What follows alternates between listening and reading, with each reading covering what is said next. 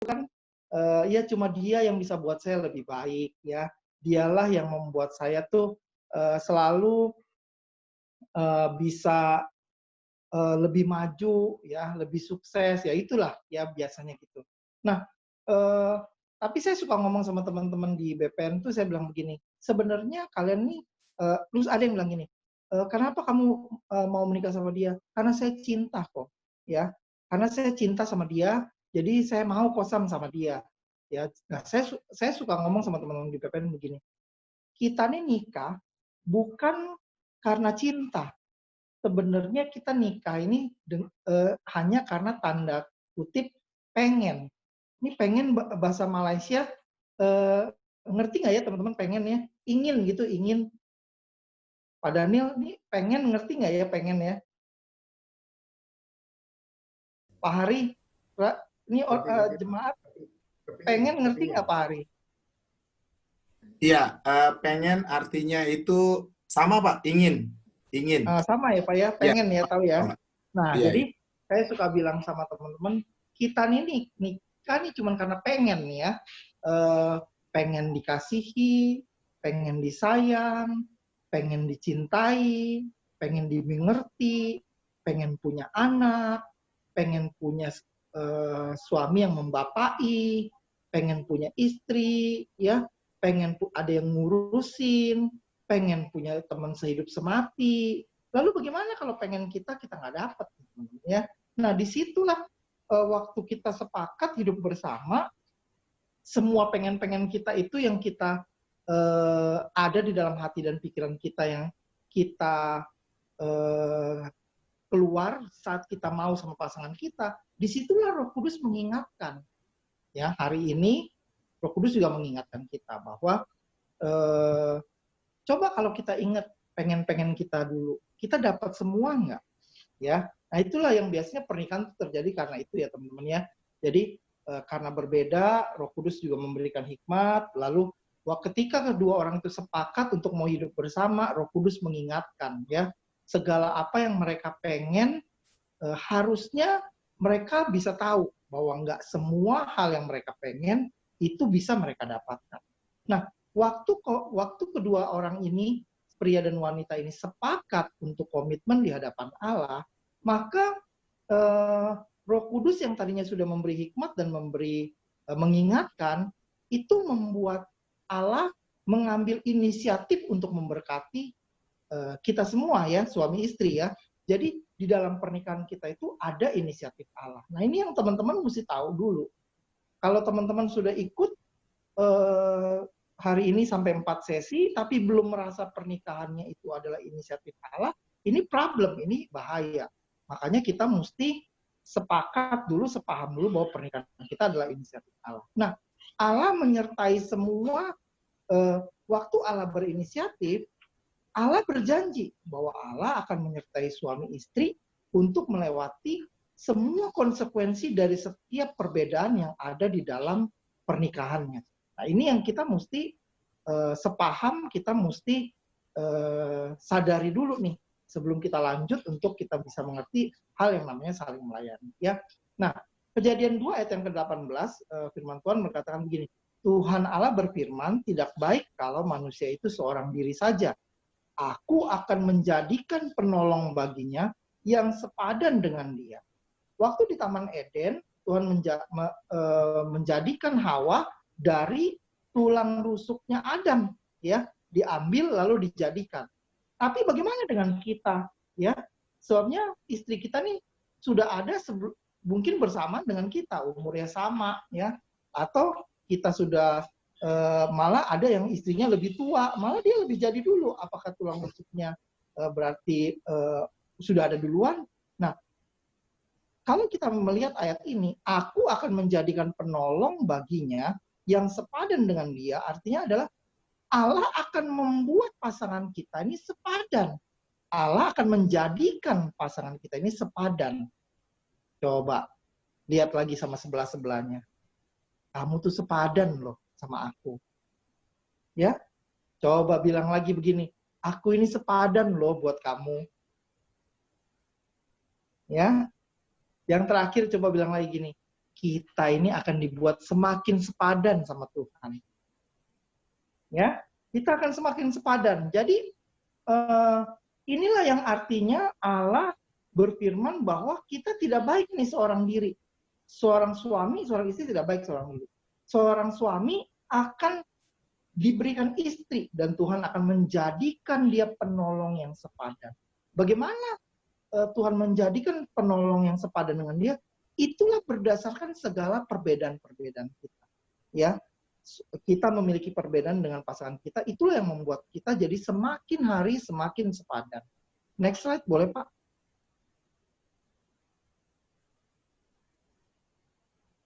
Ya, nah suami istri ini punya perbedaan kebutuhan ya Bapak Ibu ya.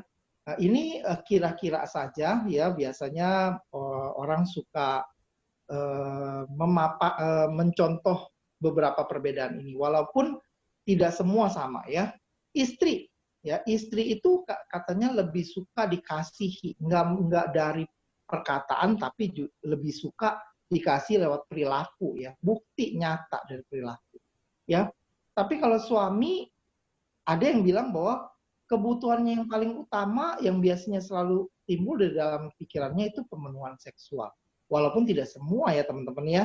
Jadi ada yang, jadi laki-laki, bapak-bapak jangan merasa, oh saya enggak gitu ya, jangan nggak perlu sampai tersinggung bahwa memang enggak semua. Tapi biasanya mayoritas laki-laki itu prioritasnya adalah pemenuhan seksual. Kalau istri itu pemenuhan untuk dikasih.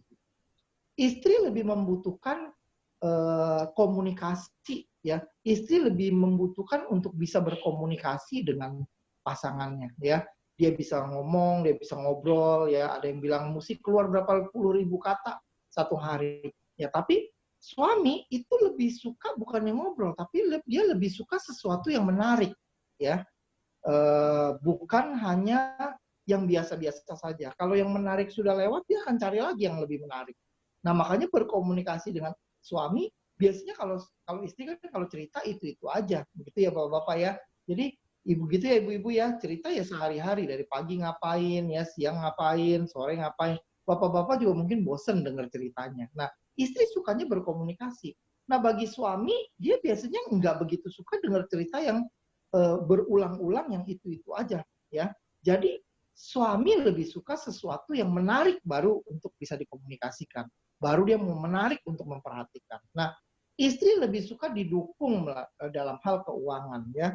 Makanya istri pusing kalau kurang uang karena dia harus mengatur keuangan, anak-anak mesti makan, masak mesti cukup ya, mesti bayar listrik, nggak boleh nunggak kontrakan ya. Itu yang istri biasanya lebih butuhkan dukungan. Nah, kalau suami biasanya dia butuh dukungan itu dalam hal hobinya. Dia hobi apa, nah dia perlu didukung oleh istrinya. Istri lebih suka kejujuran, lebih suka keterbukaan. Suami lebih suka keteraturan, ya. Istri kalau ngomong, kamu mesti jujur, kamu mesti terbuka, ya. Kalau suami ngomongnya, kamu tuh mestinya yang ini kamu atur dong yang bagus, ya kamu mesti atur ini rapi. Saya maunya ini nanti taruhnya begini. Suami mungkin lebih banyak mayoritas begitu ya. Istri lebih suka ngomong soal komitmen kesetiaan. Suami lebih suka ngomong soal penghormatan. Kamu ngomong jangan begitu, hargai saya dong ya. Kamu ngomong jangan kasar begitu. Saya ini kan suami kamu. Suami lebih suka begitu. Tapi istri lebih suka ngomong soal komitmen. Yuk kita komitmen, kita setia. Yuk kita sepakat yuk untuk ngapain. Nah, istri biasanya lebih suka gitu. Nah, suami dan istri ini biasanya berbeda kebutuhan ya teman-teman ya. Oleh sebab itu saling melayani itu sama dengan mengatasi perbedaan teman-teman ya. Jadi kita harus saling melayani supaya kita bisa mengatasi perbedaan. Tadi kan kita sudah tahu pernikahan kita adalah inisiatif Allah dan kita menikah nih karena ada perbedaan. Nah, bagaimana kita harus bisa mengatasi perbedaan? Kita harus saling melayani. Jadi saling melayani bukan sekedar perintah, tapi saling melayani adalah suatu kebutuhan. Ya, kalau kita lihat 2 Korintus 8, ya ayat yang ke-12 sampai ke-14, surat ini ditulis oleh Paulus pada jemaat Korintus. Paulus mau bilang sama jemaat Korintus apa yang sudah dilakukan oleh jemaat di Makedonia dalam hal memberi untuk pelayanan. Saya pikir ini baik buat kita supaya kita bisa ambil ayat ini juga bagus untuk kita kutip di dalam pernikahan kita. Ya, saya bacakan bahwa gini. Sebab jika kamu rela untuk memberi, maka pemberianmu akan diterima.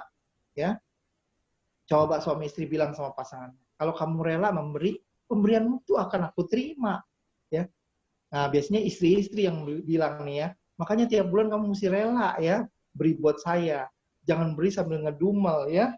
Jadi kalau jika kamu rela untuk memberi, maka pemberianmu itu akan diterima. Kalau pemberianmu itu berdasarkan apa yang ada padamu, bukan berdasarkan apa yang tidak ada padamu. Jadi kita harus memberi. Kita kalau soal memberi kan itu berarti kalau saling melayani itu adalah urusan saling memberi. Nggak ada tuh saling melayani itu menuntut ya. Saling melayani itu adalah memberi, melayani, memberikan apa yang dia suka ya.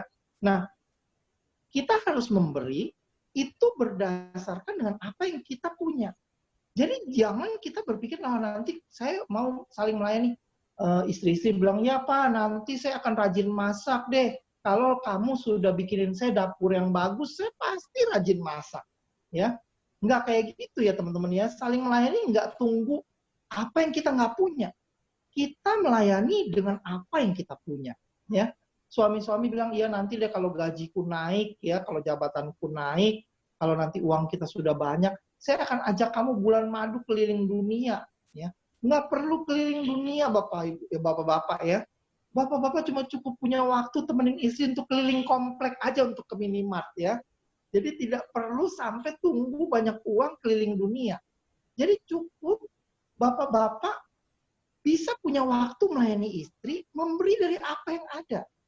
Ya nanti kalau kita sudah punya motor, saya akan ajak kamu ke sana. Kalau kita sudah punya mobil, saya akan ajak kamu ke sana. Karena sekarang kita baru punya sepeda. Ya sudah punya sepeda, istri minta ke minimarket, ya diantar dulu gitu loh bapak-bapak ya. Jadi itulah saling melayani, memberi dari apa yang sudah kita miliki, bukan dari apa yang kita nggak punya. Sebab kamu dibebani bukanlah supaya orang lain mendapatkan keringanan, tetapi supaya ada keseimbangan. Kenapa kita rasanya ini kayaknya berat ya, cuma punyanya motor, tapi istri mintanya pergi ke Bandung gitu ya. Anak kita masih udah 2 lagi ya, dia walaupun di bawah 5 tahun, tapi 2 nih kalau naik motor ke Bandung. Oh, bukan ke Bandung ya, kalau ke Kucing berarti deketnya kemana? Ke Sarawak ya, atau kemana yang deket ya? Kurang lebih 100 km harus naik motor. Nah itu kelihatannya kita berat, tapi beban ini diberikan kepada kita. Kalau ada permintaan kita merasa, aduh Tuhan, saya belum punya mobil, tapi istri sangat pengen ke daerah situ yang dia pengen berlibur ke sana ya. Tapi saya belum punya mobil ya Tuhan. Nah, beban ini diberikan kepada kita ya supaya ada keseimbangan, bukan untuk membebani kita, supaya kita bisa punya keseimbangan antara berpikir kesenangan kita dan kesenangan istri. Ya kalau istri mau pergi ke daerah situ aja belum tercapai, ya bapak-bapak jangan terlalu banyak habiskan uang untuk hobinya. Kumpulkan uang supaya bisa down payment mobil, ya kredit mobil misalnya gitu ya. Nah, maka hendaklah sekarang ini kelebihan kamu mencukupkan kekurangan mereka, agar kelebihan mereka kemudian mencukupkan kekurangan kamu, supaya ada keseimbangan. Apa yang harusnya menjadi kelebihan kita, ya kalau ya kita masih punya motor, ya kelebihan kita ini mencukupkan kekurangan. Kalau istri merasa jauh ke minimarket, ya kita antar. Ya, ini hal-hal yang sederhana, Bapak Ibu ya. Jadi supaya kelebihan ibu-ibu juga, kelebihan ibu-ibu kan bisa masak, ya. Kalau ibu-ibu tuh cuma dibeliin agar-agar aja gitu ya, satu macam agar-agar sama biskuit itu bisa jadi 3 menu ya. Jadi dia punya kelebihan, bapak-bapak nggak bisa ya. Nah biarkan kelebihan itu juga mencukupkan kekurangan kita ya, supaya ada keseimbangan. Inilah kalau kita mau kutip ayat ini ya, kita mau hubungkan, inilah saling melayani untuk mengatasi perbedaan Bapak Ibu ya. Bisa next slide Pak. Nah Kenapa suami istri bisa punya banyak perbedaan? Nah, ini Pak Hari saya bawa segitiga yang lain. Ya, sedikit sudah disinggung sama Pak Dwijo kemarin, tapi tidak berbentuk diagram ya. Saya buatkan ini dalam bentuk diagram. Nah, kenapa suami istri itu berbeda? Karena mereka diasuh di masa pengaruh, diasuh di keluarga yang berbeda. Keluarga yang mereka situasi keluarga yang mereka alami sejak kecil ini membuat mereka bertumbuh, mempengaruhi pertumbuhan mereka, ya. Jadi kita ingat masa kanak-kanak kita, bagaimana keluarga kita waktu itu. Nah, itulah masa pengaruh keluarga kita kepada kita. Kita ingat waktu kita SD, SMP, ya waktu kita sekolah menengah pertama, menengah atas, kita kenal teman-teman kita, bagaimana mereka pengaruhi kita, itulah yang mempengaruhi pertumbuhan kita. Ya, saya ulang sedikit dari yang Pak Dwijo sampaikan di minggu lalu ya. Umur 0 sampai 6 tahun ini adalah fase kecerdasan Bapak Ibu ya. 0 sampai 6 fase kecerdasan yang dimana bukan ayah tidak dibutuhkan, tapi disinilah peran ibu lebih besar dibutuhkan ya. Di mana anak-anak itu perlu disayang, anak-anak itu perlu dimanja ya di umur-umur ini ya, perlu diberi perhatian lebih ya. Inilah masa di mana ibu sangat dibutuhkan di fase ini. Kalau kita tidak merasakan fase ini Bapak Ibu ya, kalau kita waktu itu lahir lalu dititipkan kepada oma atau opa kita, kakek nenek kita ya, atau mungkin kita dititipkan ke pembantu rumah tangga, ke baby sister, kita nggak merasakan di fase ini bersama-sama dengan ibu kita, maka kalau saya boleh perumpamakan, fase ini itu seperti kita mengalami, kalau kita mengalami luka ibu, saya perumpamakan nih luka tangan kiri nih Bapak Ibu ya, luka tangan kiri yang kita, seberapa kita mendapat perhatian dari fase ini, andaikan kita setengah, ya mungkin tangan kita nih buntung setengah nih di fase ini. Karena kita nggak lengkap mendapatkan perhatian dari ibu kita. 6 sampai 12 mungkin kalau kita nggak dapat lagi dari ayah, mungkin atau cuma setengah, mungkin tangan kanan kita yang hanya kita tumbuh di masa pertumbuhan dengan karakter yang tangan kanan kita tuh hanya sebelah ya Bapak Ibu ya. Nah, dari 6 sampai 12 ini perpindahan dari kasih sayang ibu kepada kemampuan dasar yang harusnya dilakukan perannya oleh ayah. Ya, biasanya dari pangkuan ibu pindah ke pundak ayah. Ayahlah yang akan mengajarkan kemampuan-kemampuan dasar. Ayah akan ajak kita untuk bagaimana cara kalau mengganti keran rumah, ya. Kalau listrik ada yang mati, bagaimana mengganti bohlam, bagaimana menyambung kabel. Biasanya nih ayah-ayah mengajak ya, ayah-ayah yang bersama-sama dengan anaknya akan mengajak anaknya untuk ikut bersama-sama mengerjakan pekerjaan-pekerjaan rumah. Disinilah ayah mengajarkan kita tentang disiplin dan tanggung jawab. Bukan ibu tidak bisa mengajarkan, tapi sedikit membela ibu-ibu ya, bapak-bapak nih. Ibu-ibu ini tiap hari kalau apalagi fase 0 sampai 6-nya ini bersama-sama dengan ibu-ibu, anak-anak ini agak kurang takut sama ibu-ibu karena tiap hari bersama ibunya. Jadi untuk disiplin, biasanya anak lebih susah disiplin kalau di depan ibunya. Dia lebih disiplin di depan ayahnya, karena dia lebih jarang ketemu ayahnya. Nah, fase inilah, ya nanti di fase kurang lebih 12 tahun sampai 18, ini fase sosial, mereka bersama-sama dengan temannya. Nah, kalau seorang anak di fase 0 sampai 6 tidak mendapatkan peran ibunya, ya, maka dia udah mengalami luka ibu seperti saya tadi bilang ya, ini tangannya mungkin hanya setengah ya. Lalu di fase 6 sampai 12 yang harusnya ayahnya berperan, ayahnya juga tidak berperan. Ayahnya terlalu sibuk bekerja sehingga dia juga mengalami luka ayah. Ayah dan ibu tidak hadir dari 0 sampai 12, kurang kehadirannya.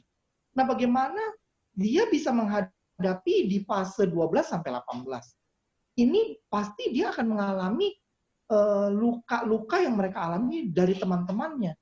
Ya, dia akan tumbuh sebagai anak yang minder, atau kebalikannya, karena dia yang tidak diperhatikan oleh ibu dan ayah dari 0 sampai 12, dia akan tumbuh menjadi anak yang terlalu hiperaktif, terlalu haus akan perhatian orang lain. Nah, ini yang berbahaya. Nah, coba kita lihat kita tumbuh di fase yang mana nih?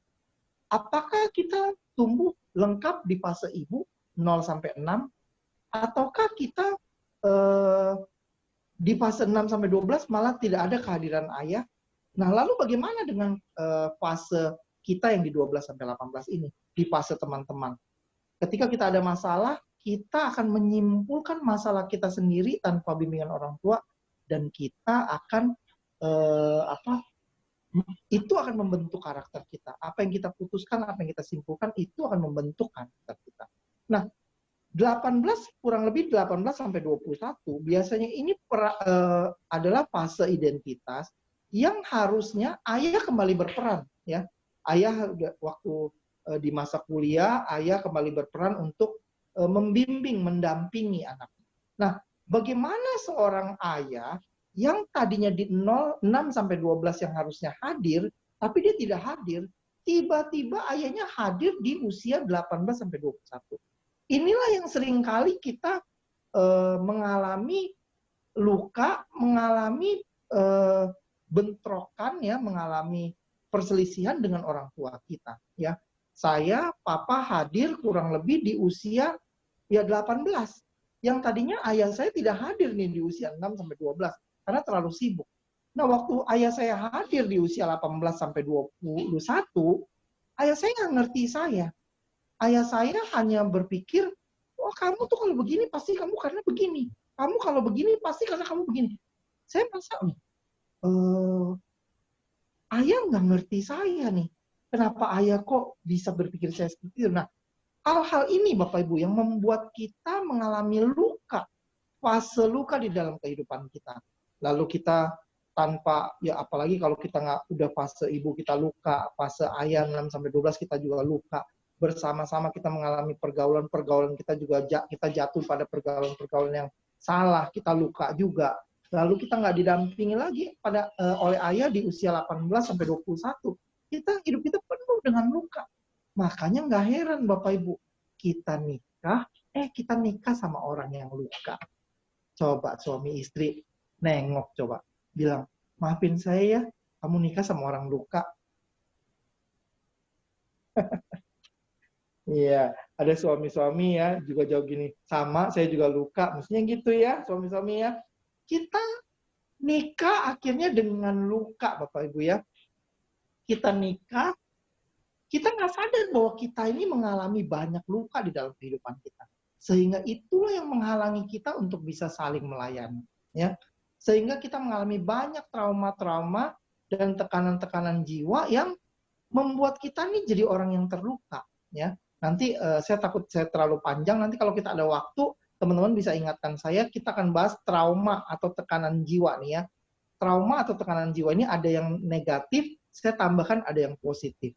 Ya, tapi sepertinya kalau saya takut nanti saya bahas itu terlalu panjang. Nanti teman-teman kalau mau tahu, kita masih ada waktu, saya akan lanjut ke saya balik ke sini ya, ke trauma dan tekanan jiwa ya.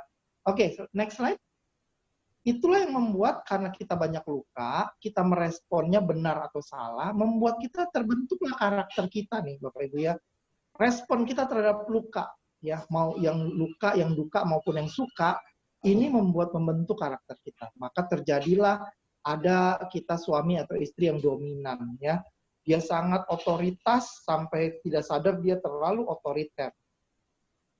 Dia orangnya cenderung persuasif ya, agak maksa, mau apa dia paksa ya. Dia komunikasinya cepat, langsung, keras, ringkas ya. Bahkan kata-katanya tajam sekali ya, kalau ngomong tuh nyakitin, nggak pedulin perasaan orang ya. Pendengarannya juga selektif, dia nggak suka ngomong panjang-panjang, nggak suka dengar cerita yang panjang-panjang. Cenderung otoriter, ya dia tidak sensitif, dia orangnya tidak sensitif, tapi dia seorang inisiator ya. Kalau ada apa-apa, dia tanyanya tuh apa. Beda sama orang intim ya. Kalau orang intim kan tanyanya siapa. Kalau orang stabil tanyanya bagaimana.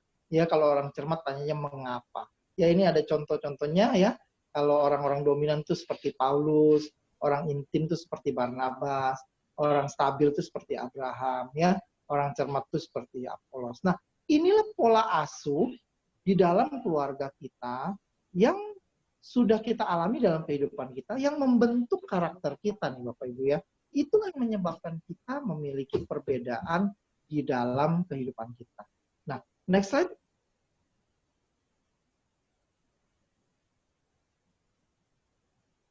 Ya. Nah, kita harus sembuh dulu nih Bapak Ibu ya. Kita harus sembuh. Kita perlu Kristus sebagai sang penyembuh di dalam kehidupan kita. Bagaimana suami istri bisa saling melayani dan bisa saling menyembuhkan? Suami istri ini harus sadar dia harus berperan di dalam kesembuhan. Kesembuhan dirinya dan juga kesembuhan pasangan. Nah, apa sih yang membuat suami istri biasanya tidak bisa saling melayani? Karena dia suka salah merespon setiap kekurangan dan kelebihan pasangannya. Contoh ya, kalau kita melihat kekurangan pasangan kita, nah biasanya kita merasa itu suatu apa ya namanya? Kalau kita bahasa Indonesia bilang ketidakberuntungan, kesialan ya. Wah kalau lihat kekurangan pasangan kita, aduh kurang beruntung saya gitu ya. Ini kok pasangan saya punya kekurangan sampai begini banget ya. Aduh apa ya kalau bahasa kita namanya sial. Nggak tahu kalau orang Malaysia bilangnya apa? Kesialan hidup ya. Kekurangan gitu ya. Jadi kalau kita lihat kekurangan pasangan kita merasa, aduh saya tidak beruntung banget punya pasangan yang kurangnya seperti ini. Nah, idealnya kalau kita mau saling melayani, kita mesti rubah pola pikir kita bahwa waktu kita lihat kekurangan pasangan kita mesti lihat itulah keunikan dia. Ya, nah, coba bilang sama pasangannya, kamu tuh unik loh dalam segala kekurangan kamu. Jangan cuma malam ini aja ya Bapak Ibu ya. Lalu di saat kita lihat kelebihan pasangan kita, ini juga harusnya menjadi ajang, menjadi kesempatan bagi kita untuk memberi hadiah untuk pasangan kita. Ya. Nah, biasanya kita punya pilihan nih Bapak Ibu. Waktu kita lihat kekurangan pasangan kita punya pilihan. Kita mau menerima keunikannya itu dengan segala kebaikan kita, kebijaksanaan kita, atau kita malah mau komplain, atau kita malah mau menghakimi dia atas segala kekurangannya. Begitu juga sama kelebihannya. Kalau kita lihat kelebihannya, kita punya pilihan. Kita mau diamkan kelebihan pasangan kita itu, atau kita mau memberi dia hadiah. Wah kamu luar biasa ya, kamu punya kelebihan gitu. Kita beri hadiah, ya. Nggak perlu berlian satu kerat, tapi cukup coklat kecil aja ya. Bapak-bapak kalau mau coklat kecil buat istrinya, istri sudah senang ya. Istri bapak-bapak juga kalau pulang istrinya memberi hadiah ya, hanya sekedar kue ya, kue lapis, kue yang manis.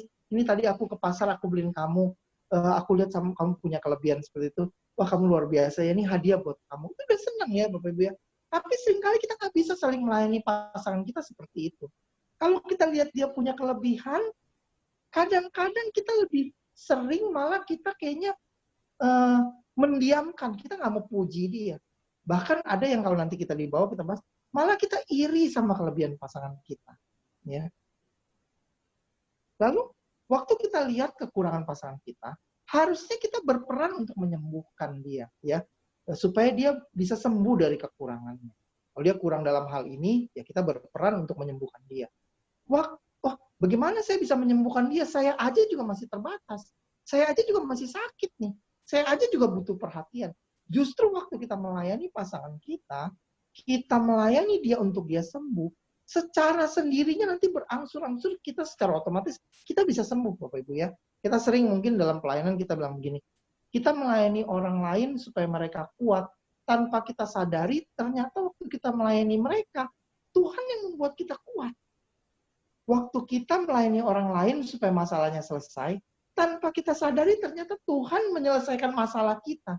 Ya, jadi nggak ada alasan untuk kita melayani, urusan kita selesai dulu. Ya, apa yang saya mau saya dapat dulu, baru saya mau melayani Tuhan atau melayani pasangan ya. Ini yang harusnya tidak terjadi lagi di dalam pernikahan kita. Saling melayani, kita harus berperan menyembuhkan pasangan kita. Ya, waktu kita lihat kekurangannya, kita berperan untuk menyembuhkan dia. Waktu kita lihat kelebihannya, kita berperan untuk memuji dia. Ya, coba rangkul pasangannya bilang begini, Kalau aku lihat kelebihan kamu, aku akan puji kamu mulai malam hari ini. Ya, aku akan puji kamu. Waktu kita lihat kekurangan pasangan kita, maka kita harusnya mengalami kesembuhan. Kalau kita lihat kekurangan pasangan kita kesel terus, kita komplain terus, waktu kita lihat kekurangan pasangan kita ngomel terus, maka kita sendiri nggak mengalami kesembuhan, Bapak Ibu. Benar atau benar, Bapak Ibu?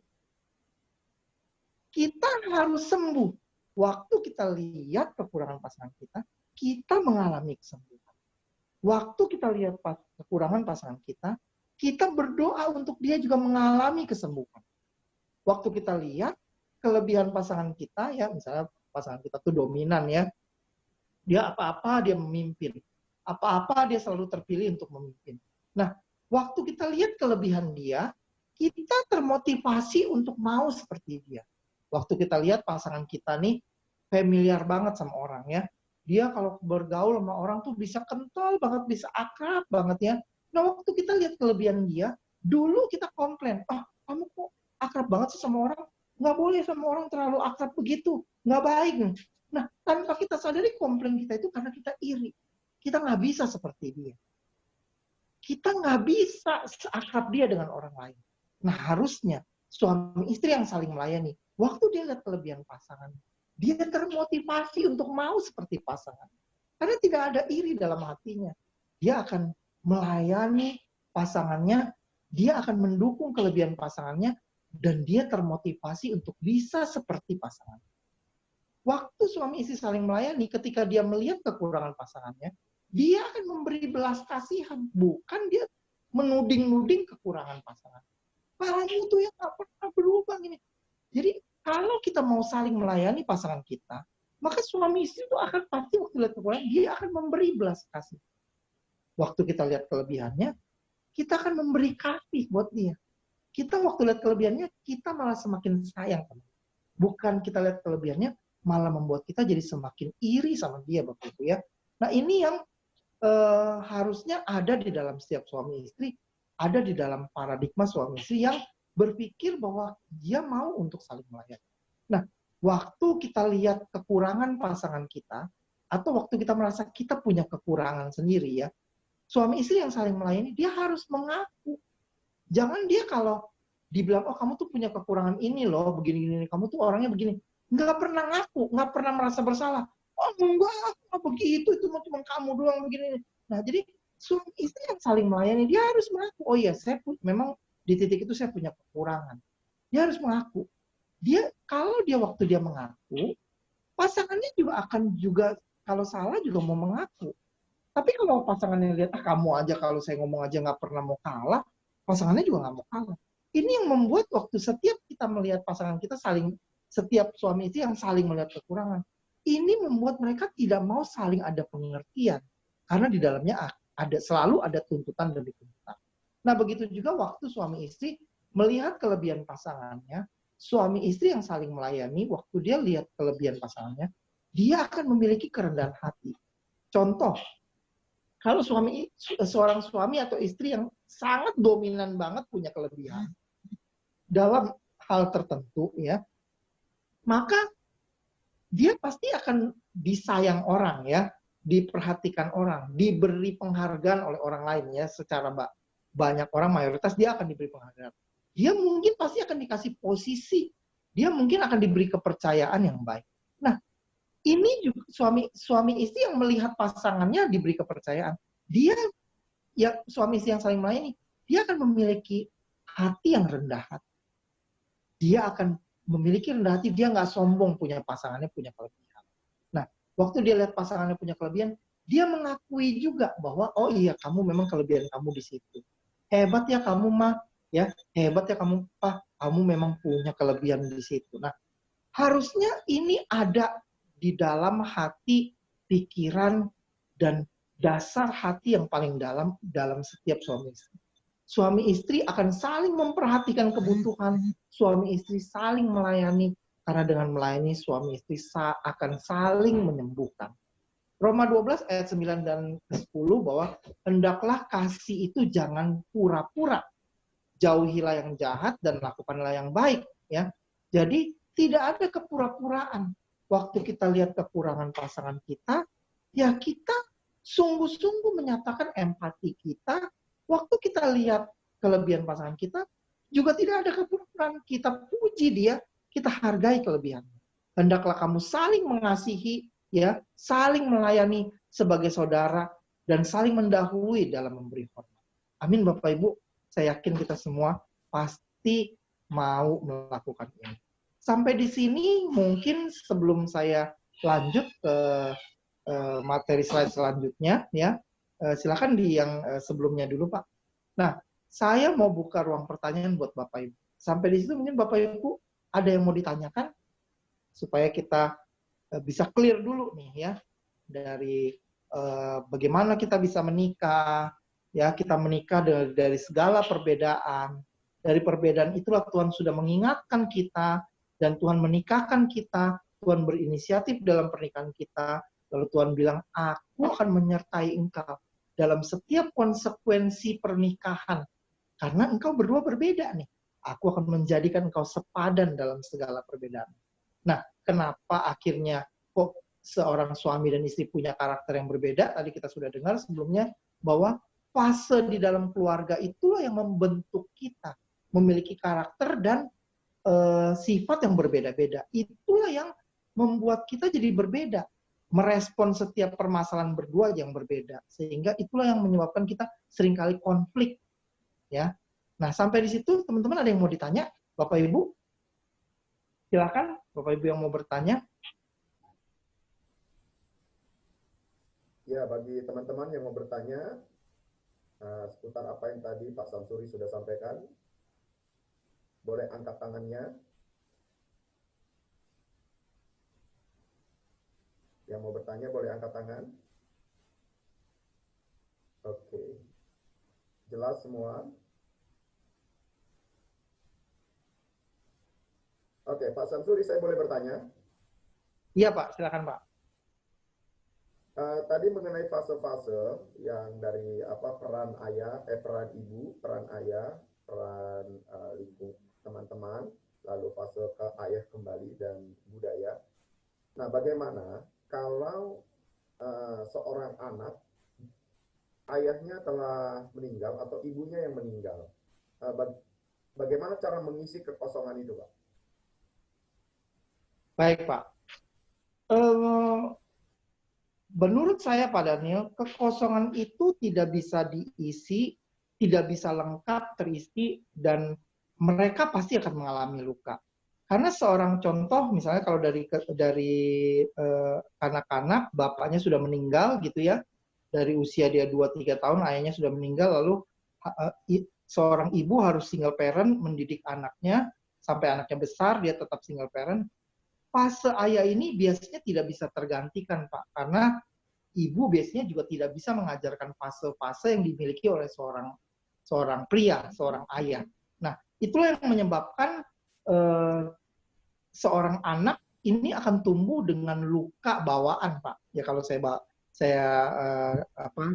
boleh ungkapkan seperti ya, saya labelkan dengan dia pasti membawa luka bawaan. Itu yang saya bilang tadi, mungkin dia tangannya tidak lengkap ya, kalau fase ayah itu tangan kanan, ya mungkin karena ibunya begitu hebat, ibunya bisa memenuhi semua apa yang harusnya diajarkan oleh seorang ayah, tapi dia tetap tidak lengkap. Mungkin pergelangannya nggak ada, Pak.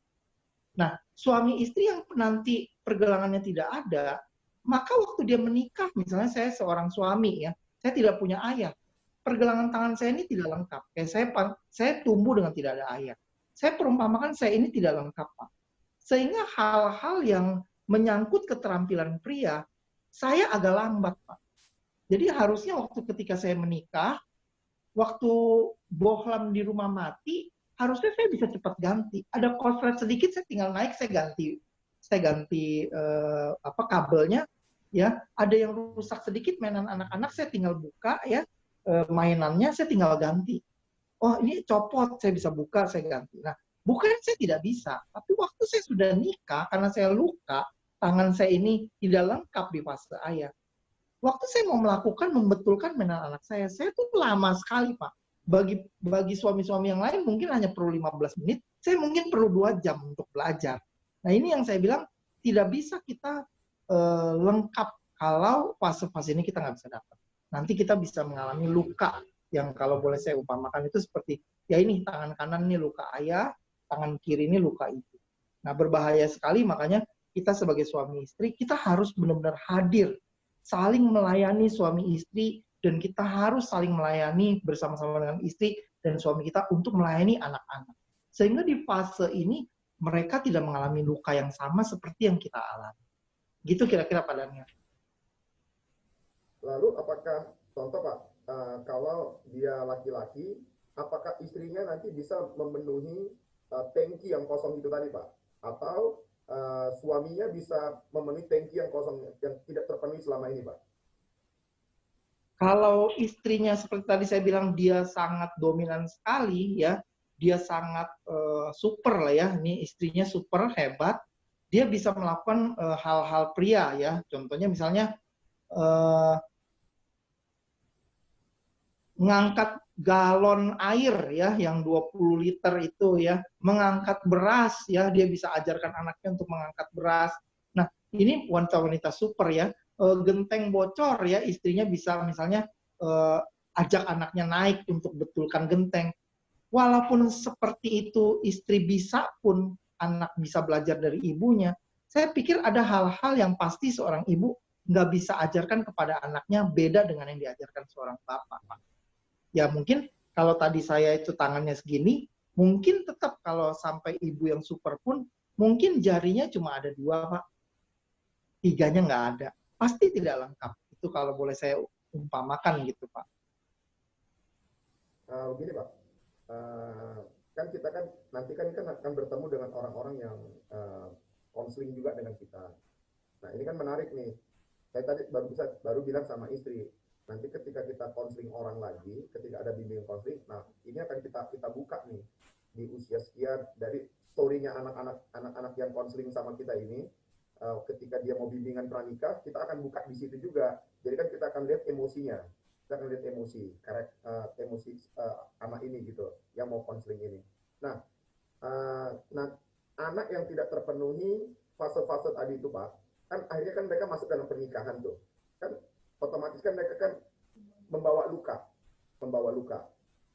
Nah, ketika mereka masuk ke dalam fase pernikahan itu, apakah pasangannya bisa memenuhi kembali apa yang kosong selama ini, Pak? Maksud saya gitu, Pak. Kalau menurut saya ya Pak, pasangannya tidak bisa memenuhi kekosongan yang sudah terlewatkan. Tapi pasangannya dengan adanya kalau di BPN yang kami bawakan, fase luka ini di materi keempat, Pak. Jadi ketika nanti mereka menjalani fase materi keempat, waktu mereka ngikut materi keempat, nanti mereka akan kami tanya, mereka tuh mengalami lukanya di fase apa. Nah, pas calon suami dan calon istri harus saling mengerti, oh saya lukanya di sini. Ya, yang wanita lukanya di sini. Sehingga mereka akan meminimalkan ketika mereka nikah, nanti mereka nggak saling nuntut, Pak. Mereka sudah ngerti, oh iya, memang kamu waktu itu tidak mengalami fase ayah dengan lengkap ya. Makanya kamu waktu mainan anak-anak rusak, kamu nggak bisa betulin. Gitu. Nah ini yang membuat konflik jadi lebih minimal gitu Pak. Makanya kita perlu, waktu kita sebelum belajar untuk saling melayani, kita perlu tahu kita punya lukanya di mana. Gitu. Bapak Ibu harus tahu, oh saya memang luka di situ. Nah, suaminya, misalnya suami atau istri sadar lukanya di situ, pasangannya juga jadi tahu, oh iya suami saya tuh sama istri saya tuh lukanya di situ. Sehingga saling menuntutnya lebih kurang. Karena saling melayani itu walaupun banyak penyebabnya, seorang suami istri nggak bisa saling melayani. Tapi kira-kira beberapa hal yang saya coba contohkan, inilah yang membuat suami istri nggak bisa saling melayani. Karena mereka nggak tahu suaminya luka di mana. Dia juga nggak sadar dia punya luka di mana. Gitu kira-kira Pak Daniel. Wow, dahsyat ya. Berarti contoh seperti konteks sekarang kita ini kan Pak, udah pada menikah semua nih Pak. Kan beberapa kita ini kan dulu kan mungkin tidak mengikuti bimbingan pranikah. Nah sekarang kita baru dengar nih begini. Nah apa saran Bapak? Apakah kita perlu terbuka sekarang Pak sama pasangan kita Pak?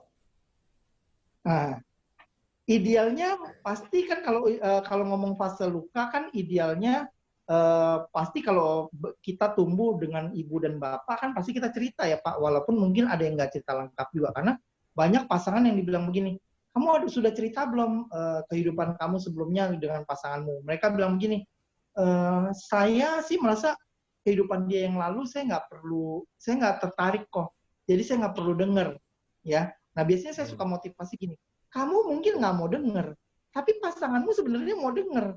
Tapi karena kamu nggak mau cerita, dia juga jadi nggak berani tanya. Dan kalau kamu mau bawa ini sampai ke pernikahan, ini akan menjadi sumber konflik. Karena nanti akan konflik. Nah, jadi kalau mengenai fase 0 sampai 12, fase ibu dan ayah itu, saya pikir kalau kita belum pernah ngalamin sebelumnya, ada baiknya setelah materi ini kita menyadari, kita bisa saling cerita, Pak. Saya dulu ya sama ibu saya begini, saya tuh dititipkan, ya saya dibesarkan oleh kakek nenek saya. Saya pernah waktu kecil sama tante saya pernah dilecehkan ya secara perkataan, saya pernah diintimidasi, saya benci sekali sama tante saya. Itu perlu cerita, Pak. Itu meminimalkan. Dan ternyata waktu dia cerita, istrinya jadi menyadari, oh pantas ya setiap kalau saya marahin kamu, kok kamu responnya seperti itu. Karena dia pernah ada luka gitu, Pak. Nah ini yang menyangkut nanti kalau saya ada waktu, saya akan cerita soal di slide itu ada trauma dan tekanan jiwa. Gitu, Pak. Terima kasih Pak Suri. Mungkin teman-teman ada yang mau bertanya, silahkan. Ayo, nggak apa-apa. Silakan teman-teman. Ini biasanya antara 2 kalau nggak ada pertanyaan. Sudah sangat mengerti. Nih, tapi malu-malu nih Michelle nih. Iya, sudah sangat mengerti atau nggak ngerti sama sekali karena penjelasannya tidak bagus gitu ya. Ada teman-teman yang mau tanya? Ya, Michelle mau nanya apa Michelle? Ah, tidak. Oke. Oke, lanjut Pak.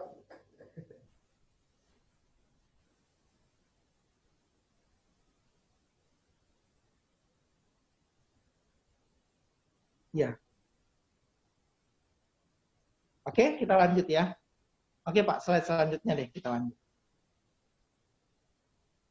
Nah, teman-teman, kita sudah tahu bahwa pernikahan kita inisiatif Tuhan. Kita menikah, kita memilih pasangan kita karena kita memang berbeda. Kalau kita sama, kita pasti nggak pilih dia. Karena kita memiliki perbedaan, kita akhirnya memilih dia. Dari faktor-faktor fase-fase yang dialami oleh pasangan kita di dalam kehidupannya. Ya.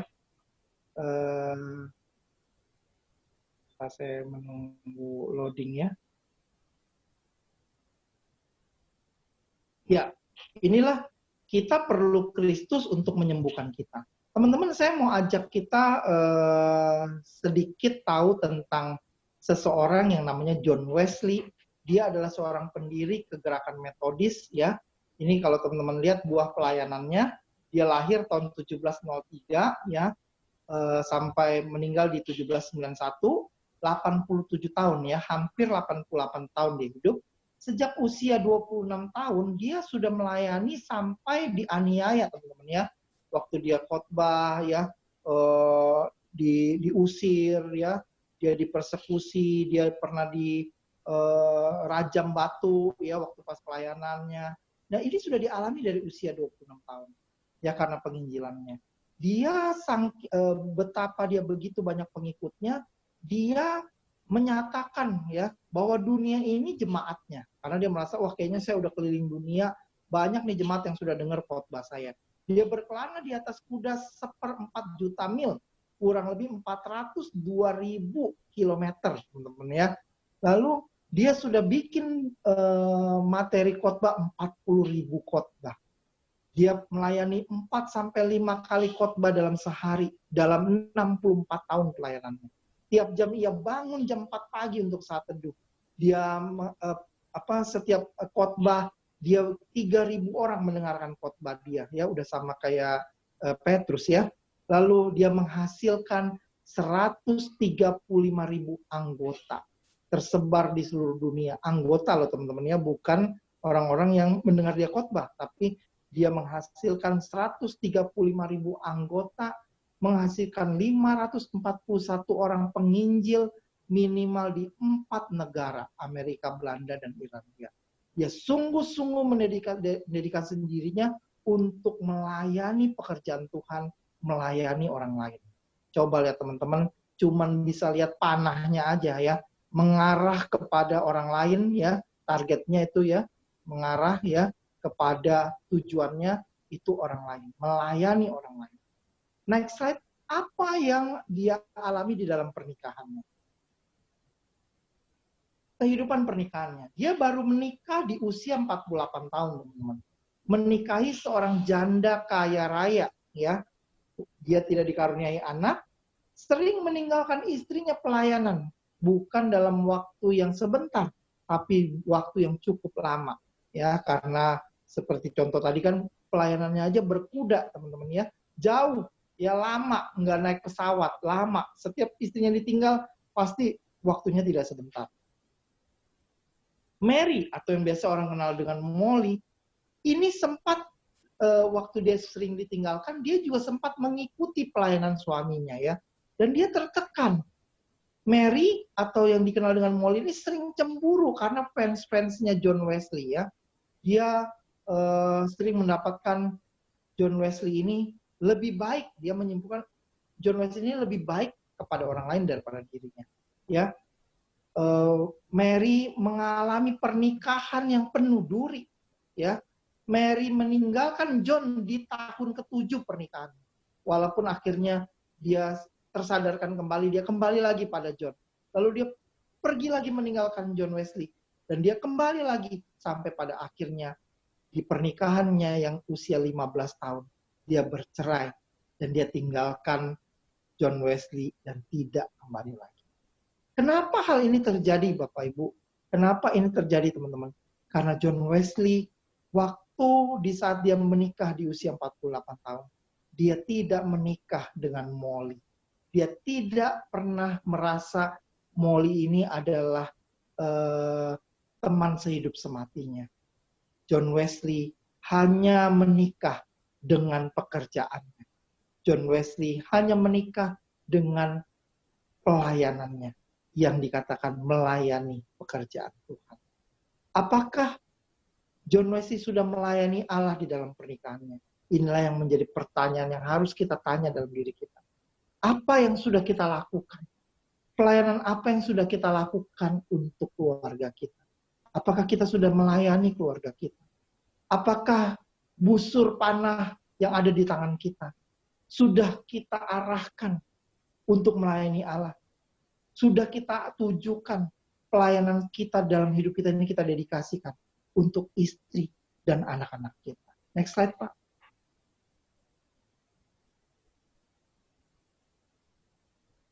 Harusnya fokus pelayanan suami istri itu harus menjadi alat Kristus untuk kesembuhan diri sendiri, pasangan, dan anak-anaknya. Ketika suami istri saling melayani, dia akan fokus ketika dia fokus melayani istri atau suaminya, dengan sendirinya dia akan mengalami kesembuhan pada diri. Coba bilang sepasangan, kalau saya mau sembuh, saya harus melayani kamu. Coba bilang sama pasangan. Jadi kalau kamu juga mau sembuh, ya, kamu juga harus melayani saya. Ketika kita melayani pasangan kita, maka dengan sendirinya kita akan sembuh, Bapak Ibu ya. Jadi kita harus saling melayani sebagai sebuah kebutuhan. Kalau kita merasa kita mau sembuh, kita harus layani pasangan kita. Waktu kita melayani anak kita, kita juga menjadi sembuh. Nah, harusnya panah kita itu kita arahkan untuk melayani pasangan kita. Coba kita lihat pasangan kita. Apakah kita sudah melayani dia dengan maksimal, Bapak Ibu? Ketika kita melayani dia dengan maksimal, kita akan mengalami kesembuhan. Anak-anak kita juga akan melihat, merasakan kasih Kristus ada. Saya sering ngomong di teman-teman BPN, bagaimana kita bisa mengajarkan kasih Kristus kepada anak-anak ketika kita nggak bisa ngomong. wah kasih Kristus tuh seperti ini, nak. Kamu harus memiliki kasih Kristus yang seperti ini. Anak-anak belajar apa itu kasih Kristus dari ketika mereka melihat orang tuanya yang saling mengasihi. Waktu papanya, ya, waktu ayahnya, ibunya ini ngoceh, ya, marah, ya, ngomong begitu tidak berhenti-berhenti, tapi ayahnya ini diam, ayahnya ini sabar. Anak belajar melihat kasih Kristus ketika ayahnya nggak lawan, nggak komplain, nggak bertengkar dengan ibunya. Ketika ayahnya galak, mungkin sempat ayahnya memukul ibunya, ya, mungkin ayahnya sering berkata-kata intimidasi, berkata-kata yang tidak pantas sama ibunya, tapi ibunya tetap diam. Ibunya hanya bisa sedih, menangis. Ibunya terus berdoa buat ayahnya. Di sana anak-anak melihat kasih Kristus ada di dalam keluarga. Bukan dengan kita banyak ngomong soal kasih kepada anak, tapi anak melihat kasih Kristus dari orang tuanya yang saling mengasihi. Mungkin kita nggak mengalami pernikahan yang sudah saling mengasihi, belum, ya, belum mengalami itu. Tapi ketika ada salah satu orang saja, makanya firman Tuhan berkata, suami yang tidak mengenal Allah dikuduskan oleh istrinya yang takut akan Tuhan. Ya, jadi begitu juga sebaliknya, ya, istri-istri yang tidak mengenal Allah dikuduskan, ya, oleh suami yang takut akan Tuhan. Jadi anak melihat kasih ketika suami istri, walaupun belum suami istri, istrinya aja atau suaminya aja, ayahnya saja atau ibunya saja bisa tulus mengasihi pasangannya walaupun pasangannya begitu kasar. Disitulah anak belajar kasih Kristus. Nah, ketika kita sudah fokus dalam pelayanan suami istri, kita menjadi alat Kristus untuk kesembuhan diri sendiri, diri pasangan kita dan anak-anak kita, barulah kita harusnya melayani orang tua kita. Kita melayani keluarga besar kita. Ya, jadi jangan terbalik nih Bapak Ibu, ya, saling melayani sesudah kita belajar saling melayani, ya sudah kita saling melayani. Kita melayani lebih dahsyat lagi di gereja, bukan di gereja Bapak Ibu, ya. Kita harus fokus saling melayani di dalam keluarga terlebih dahulu. Layani pasangan kita terlebih dahulu, layani anak-anak kita, layani orang tua kita, keluarga besar kita.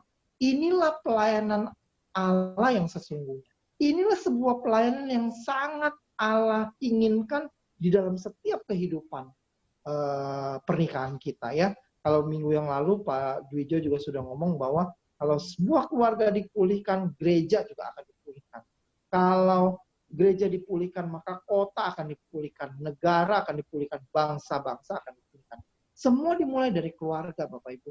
Ketika kita saling melayani, maka kita akan disembuhkan.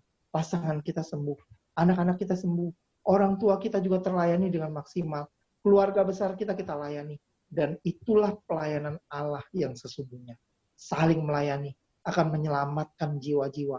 Waktu kita berfungsi saling melayani, jiwa-jiwa melihat betapa dahsyat hubungan kita sebagai seorang suami istri. Betapa luar biasa hubungan kita antara anak, mantu, dan mertua. Betapa dahsyat hubungan kita pasangan suami istri dengan keluarga besar kita jadi berkat. Itulah yang menjadi berkat bagi orang lain. Kita melayani orang lain, tidak dengan perkataan kita, tapi orang lain melihat apa yang terjadi dalam keluarga kita. Begitu dahsyat. Matius 12 ayat yang 35 berkata, orang yang baik akan mengeluarkan hal-hal yang baik. Ya, coba kita lihat apakah pasangan kita sudah merasakan kita ini orang baik. Ya, coba kita koreksi diri, apakah kita sudah dilihat oleh anak-anak kita baik. Ya, karena orang yang baik akan mengeluarkan hal-hal yang baik. Dari perbendaharaan yang baik dan orang-orang yang jahat mengeluarkan hal-hal yang jahat dari perbendaharaan yang jahat. Bapak Ibu, ya. Next slide boleh? Bapak Ibu kalau lihat slide selanjutnya. Boleh next slide, Pak?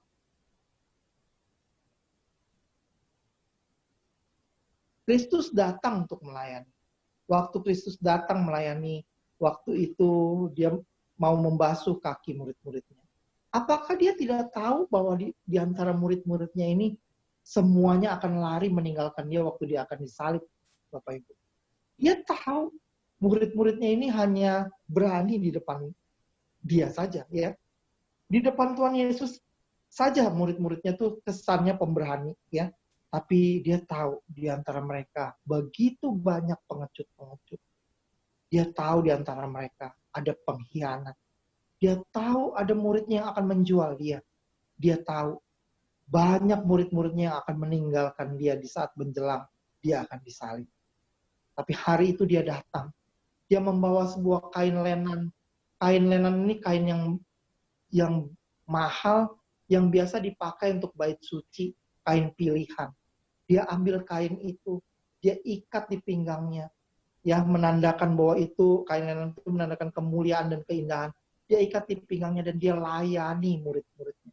Dia tahu bahwa apa yang akan terjadi ke depan, akan ada pengkhianat, akan ada pengecut, akan ada orang yang menjual dia, akan ada orang-orang ini akan meninggalkan dia.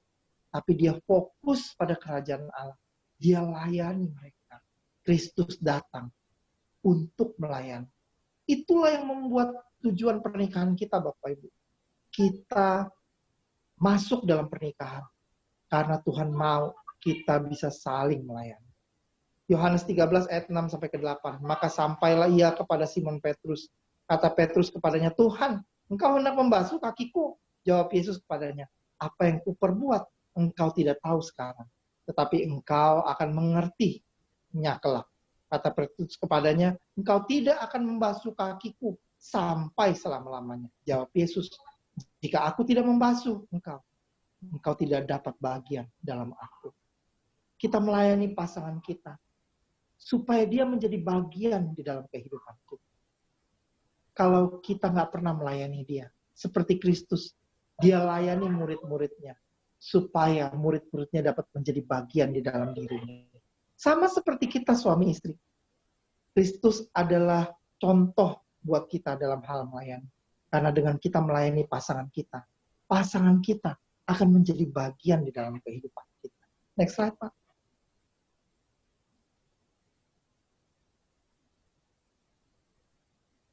Boleh tolong next slide, Pak. Bapak Ibu, di dalam saya tutup dengan sebuah cerita. Ada dalam satu daerah, ya, ada seorang keluarga ya memiliki anak yang masih kecil. Dia memiliki satu kincir angin untuk memompa air bersih, ya, untuk memenuhi kebutuhan air bersih di dalam keluarganya. Suatu hari ketika kalau anginnya cukup, ya, lumayan kencang, kincir angin ini berputar dengan baik dan airnya juga keluar dengan baik dan pemenuhan air buat kebutuhan mereka juga tercukupi. Tapi ketika angin itu tidak ada, mereka harus memutar, ya, kincir angin yang tua ini, ya, kalau Bapak Ibu lihat ini begitu bukan kincir angin yang kecil tapi cukup besar, pasti sangat berat untuk diputar secara manual. Mereka harus bersama-sama bekerja sama, suami istri dan anaknya yang masih kecil ini harus memutar kincir anginnya untuk mendapatkan arah angin supaya kincirnya bisa berputar.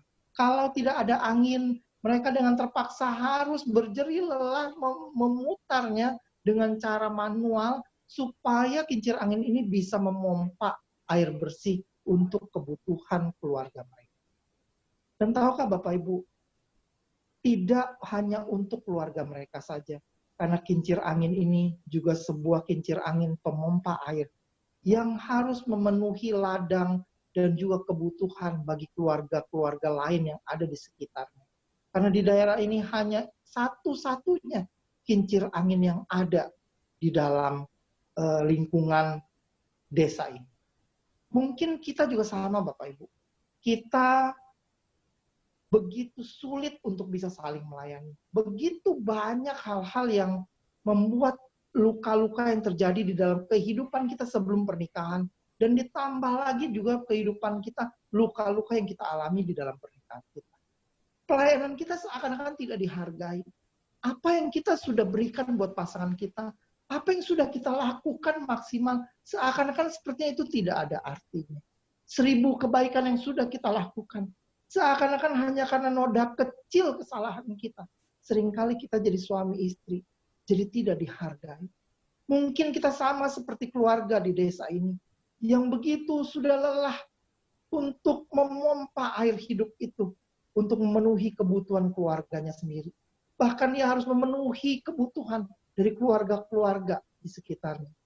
Tapi hari ini, next slide Pak, Kristus datang untuk menjadi air kehidupan dalam hidup kita. Kristus sumber air hidup di dalam pernikahan kita. Yohanes 6 ayat yang 35 menuliskan bahwa kata Yesus, akulah roti hidup. Barang siapa datang kepadaku, ia tidak akan lapar lagi. Dan barang siapa percaya kepadaku, ia tidak akan haus lagi. Yohanes 7 ayat yang ke-37 dan 38. Dan pada hari terakhir, yaitu puncak perayaan itu, Yesus berdiri dan berseru, barang siapa haus, baiklah ia datang kepadaku dan minum. Barang siapa percaya kepadaku, seperti yang dikatakan oleh kitab suci, dari dalam hatinya akan mengalir aliran air hidup. Kalau ini adalah sebuah gelas, Bapak Ibu. Kalau gelas kita nggak penuh, kita berharap suami atau istri kita, pasangan kita, anak-anak kita untuk memenuhi gelas kita supaya penuh. Kalau hati kita ini adalah hati kita, kita memerlukan kasih sebagai air yang sejuk itu untuk memenuhi. Kita tuntut pasangan kita untuk memenuhi gelas kita, supaya gelas kita penuh. Hari ini, firman ini datang kepada kita. Hari ini kalau sebentar lagi Pak Daniel mau ajak kita untuk bisa bersama-sama berdoa. Biarlah air hidup itu memenuhi pernikahan kita. Sehingga gelas kita ini penuh, Bapak Ibu.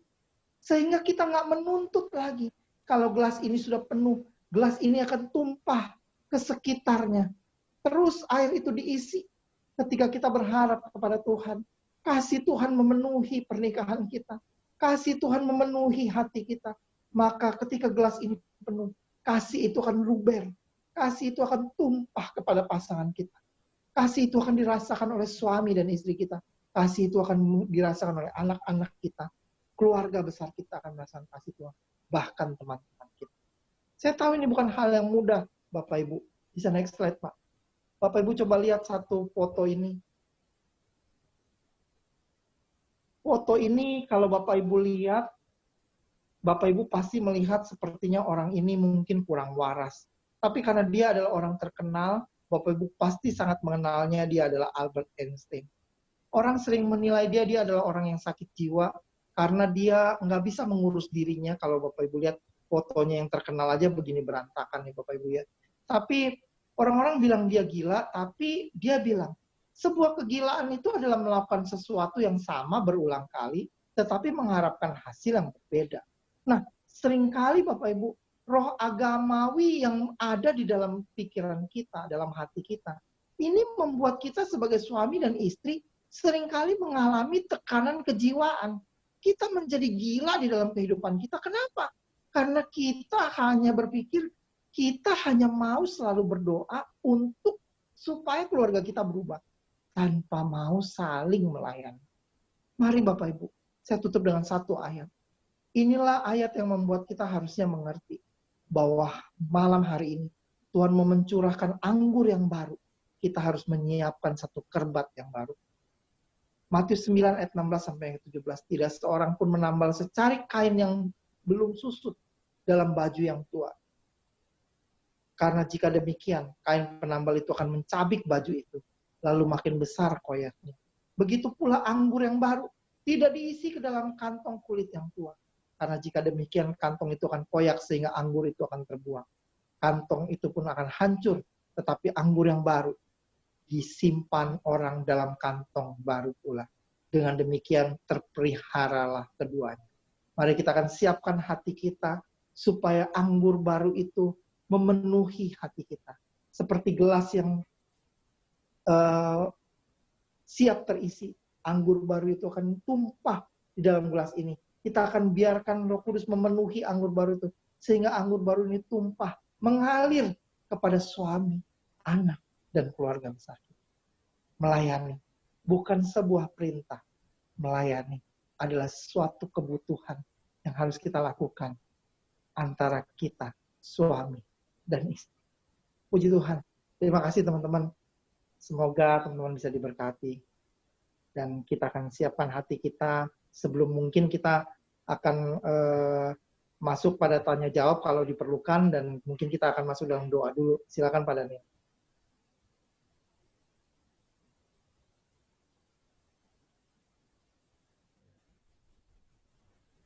Ya, terima kasih Pak Samsuri. Mungkin ada yang mau bertanya Bapak Ibu? Sebelum kita berdoa bersama-sama, ada yang mau bertanya? Ada yang kurang jelas? Hal yang sangat menarik, kita saling melayani, kekurangan pasangan kita, justru di situ kita menolongnya, kita tidak menuntut, sama seperti Kristus melayani. Kita lihat murid-muridnya tadi semua, ada yang pengecut, ada yang mengkhianat, tapi Yesus tetap melayani. Dan saya percaya, setiap kita selama 4 sesi ini, ada banyak hal yang Tuhan bicara. Apa yang kita lakukan ini adalah hatinya Tuhan, visinya Tuhan buat keluarga-keluarga di gereja kita. Artinya Tuhan sayang kepada keluarga-keluarga di gereja kita. Kita sudah dengar dari Pak Anton tentang visi, kita sudah dengar dari Pak Jaliaman, kita sudah dengar dari Pak Wijo, dan hari ini kita dengar dari Pak Samsuri. Saya berharap ini bukan hanya sekedar menjadi pengetahuan, tapi kita mulai mempraktekkannya. Mungkin sebelum kita berdoa, ada yang mau bertanya? Oke, jelas semua ya. Saya rindu untuk kita berdoa bersama-sama, saudara. Bolehkah yang suami istri kalian saling bergandengan satu dengan yang lain? Ya, bergandengan.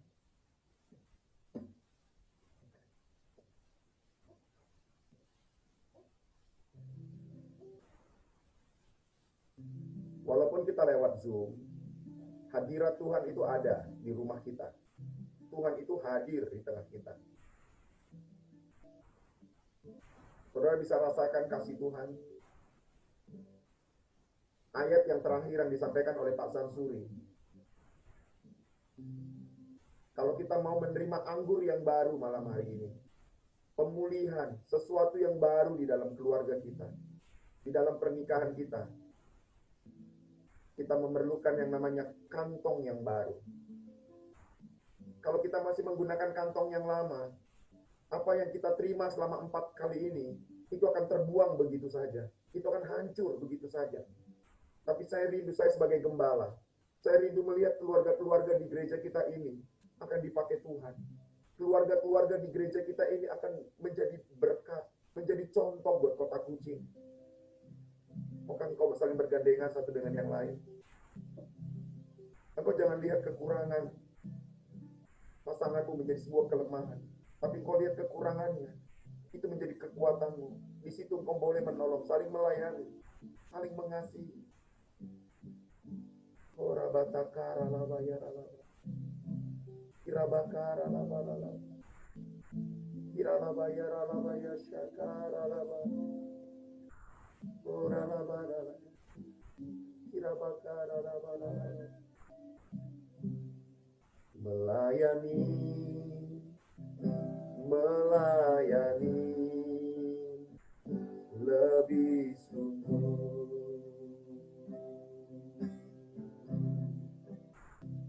Melayani, melayani lebih sungguh.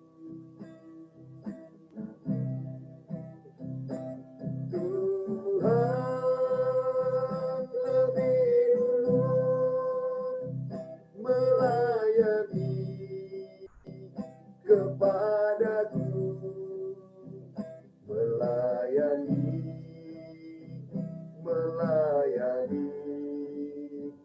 lebih sungguh, mengasihi, mengasihi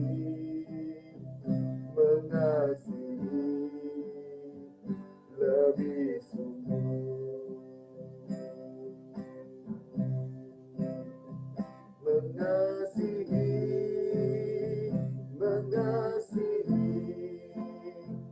lebih sungguh.